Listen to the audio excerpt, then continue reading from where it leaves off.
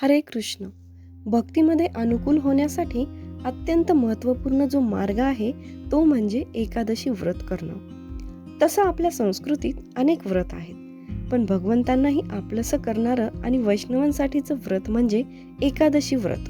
एकादशी व्रत म्हणजे सगळ्या व्रतांचा राजा. शिवाय भगवान श्रीकृष्णालाही अतिशय प्रिय आहे.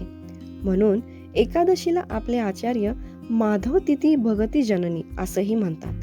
अर्थात या एकादशीचं पालन केल्याने जीवनात भक्तीची सुरुवात होते आणि तीव्र गतीने भक्तीची प्रगती होण्यासही सुरुवात होते.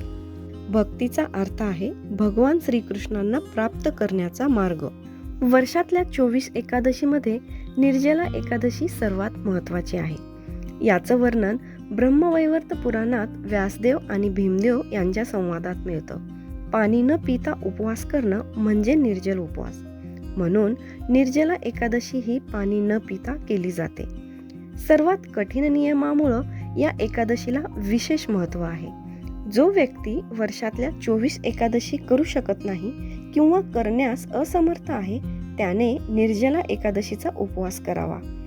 कारण निर्जला एकादशी उपवास केल्याने बाकी सगळ्या एकादशीचं पुण्य मिळतं. या एकादशीची कथा अशी आहे. एकदा काय झालं, भीम आणि व्यासदेव यांचा संवाद चालू होता.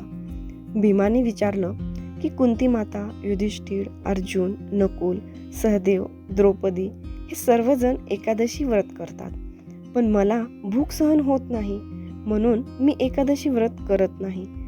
मला हेही माहीत आहे की एकादशी व्रत करणं हे वेदात पण सांगितलं आहे.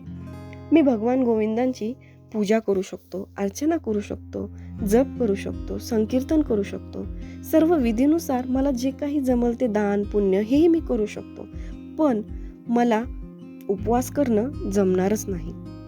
त्यामुळं हे व्यासदेव, माझी तुम्हाला अशी विनंती आहे की उपवास न करता एकादशी कशी करावी याबद्दल मला तुम्ही काहीतरी मार्गदर्शन करा.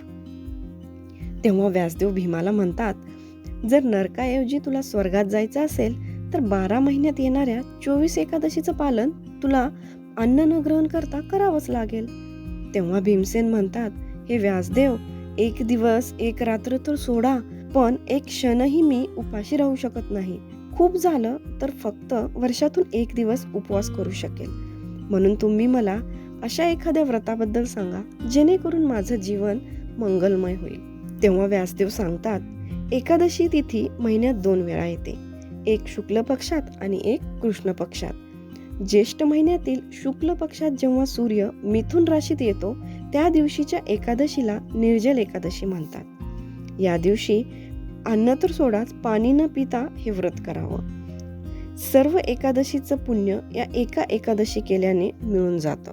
त्यानंतर व्यासदेव सांगतात, शंख, चक्र, गदा, पद्म धारण करणाऱ्या भगवान विष्णूंनी त्यांना सांगितलं होतं की जो कोणी अन्य धर्माचा त्याग करून माझ्या शरणाला म्हणजेच भगवंताच्या शरणाला येतो आणि निर्जल एकादशीचं पालन करतो तो मला अत्यंत प्रिय आहे आणि तो सर्व पापातून मुक्त होतो. त्या दिवशी ही कथा ऐकून सर्व पांडवांनी निर्जल एकादशी करायचा निश्चय केला आणि म्हणून या एकादशीला भीमसेन एकादशी किंवा पांडव एकादशी असंही म्हणतात. ही एकादशी सर्वांनी पाणी न पिता म्हणजेच निर्जल करावी. या दिवशी भगवंत नामाचा जास्तीत जास्त जप करावा, भगवंतांच्या लीलांचं वर्णन ऐकावं, भगवंतांचं संकीर्तन करावं आणि आपल्या संपर्कातील व्यक्तींनाही जप आणि एकादशीचा लाभ घेण्यास सांगावा. आपण सर्वांनी मिळून निर्जल एकादशीचं पालन करू आणि या व्हिडिओला जास्तीत जास्त शेअर करून अन्य जणांनाही तुम्ही निर्जल एकादशी करायला प्रोत्साहित करू शकता. व्हिडिओ आवडला असेल तर लाईक करा, शेअर करा आणि सबस्क्राईब करायला विसरू नका. हरे कृष्ण.